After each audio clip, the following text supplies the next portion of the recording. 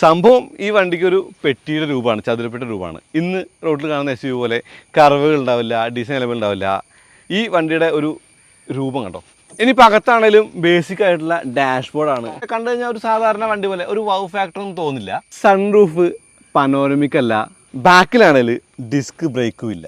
ഇതൊന്നും ഇല്ലായിരിക്കാം, പക്ഷേ ഈ വണ്ടി വാങ്ങാനുള്ള 3 കാരണങ്ങൾ ഞാൻ പറയാം. അതിലൊന്ന് ഇതിൻ്റെ റൈഡ് ക്വാളിറ്റിയാണ്. 17 ഇഞ്ച് വീലാണ്, 215 55 RPM ഇതിൻ്റെ റൈഡ് ക്വാളിറ്റി എന്ന് പറയുന്നത്. ഒരിത്തിരി സ്റ്റിഫ്നെസ് അവിടെ ഇവിടെയൊക്കെ തോന്നുമെങ്കിലും മോശം റോഡുകളിൽ നന്നായി തന്നെ നമുക്ക് യാത്ര ചെയ്യാൻ പറ്റുന്ന ഒരു തരത്തിലുള്ള ഒരു റൈഡ് ക്വാളിറ്റി ഉണ്ട് വണ്ടിക്ക്. 2, ഇതിൻ്റെ ഞാൻ നേരത്തെ പറഞ്ഞ പെട്ടി രൂപം തന്നെ. SUVകൾക്ക് ഒരു സ്ക്വയർ ഷേപ്പ് വേണമെന്ന് ആഗ്രഹിക്കുന്ന ആളുകളുണ്ട്, എന്നെ പോലെ. എനിക്ക് ഈ രൂപം ഇഷ്ടമാണ്. ഈ ക്ലീൻ ആയിട്ടുള്ള ലൈൻസും ബിൽഡ് ക്വാളിറ്റിയുടെ കാര്യമായിട്ട് പറയാവുന്ന ഷർട്ട് ലൈൻസിൻ്റെ ഒരു ക്ലീൻനെസ്സും എല്ലാം ഗുണമായിട്ട് കാണാം. 3, മോസ്റ്റ് ഇമ്പോർട്ടൻ്റ്ലി ദ എൻജിൻ.